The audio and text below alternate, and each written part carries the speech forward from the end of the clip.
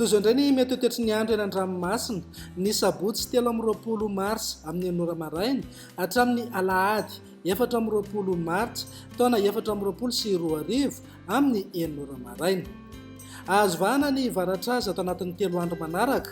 Vokatr'izay indrindra dia tombanana ho betsaka ny rotsakorana amin'ny morontsiraka atsinanan'ny nosy iray manontolo.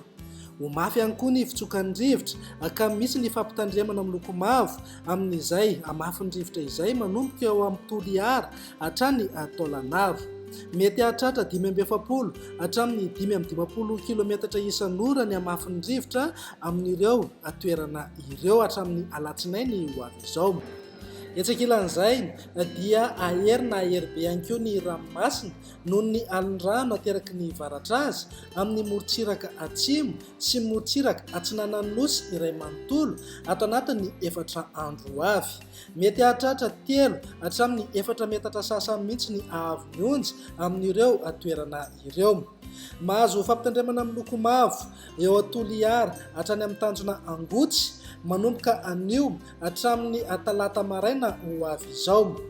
Manomboka ny alatsinainy 20 marsa hatramin'ny talata ihany koa dia ahery ny ranomasina amin'ny morontsiraka avaratra atsinanan'ny nosy ka mahazo fampitandremana miloko maitso eo amin'ny tanjona Angotsy hatrany amin'ny tanjona Bobaomby. Entanina ny rehetra mba ho mailo amin'izay fampiasana ny ranomasina izay satria mety hisy ny fahasarotana fifamoivoizana na faharendrehana ny ranomasina.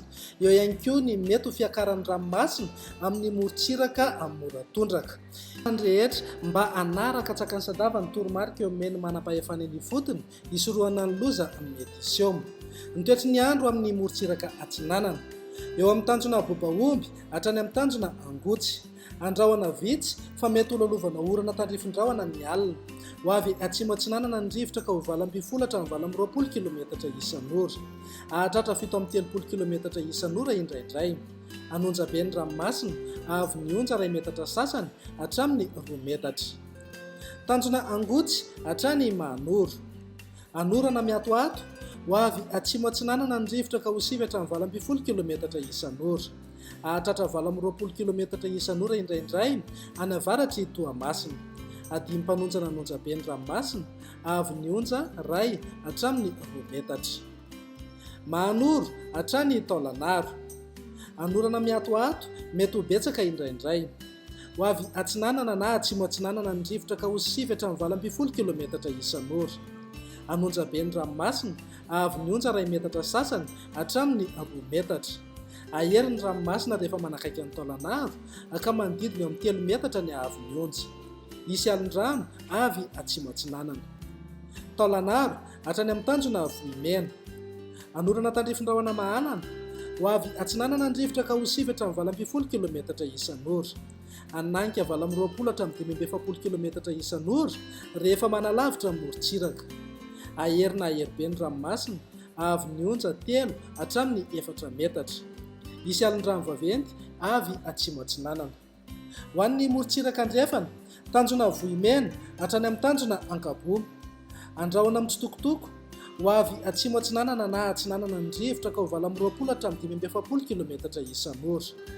Ahatratra 550 kilometatra isan'ora indraindray. Ahery ny ranomasina avy ny onja 3 hatramin'ny 4 metatra. Hisy alin-drano avy atsimo atsinanana. Tanjona Ankabo hatrany amin'ny tanjona Vilanandro.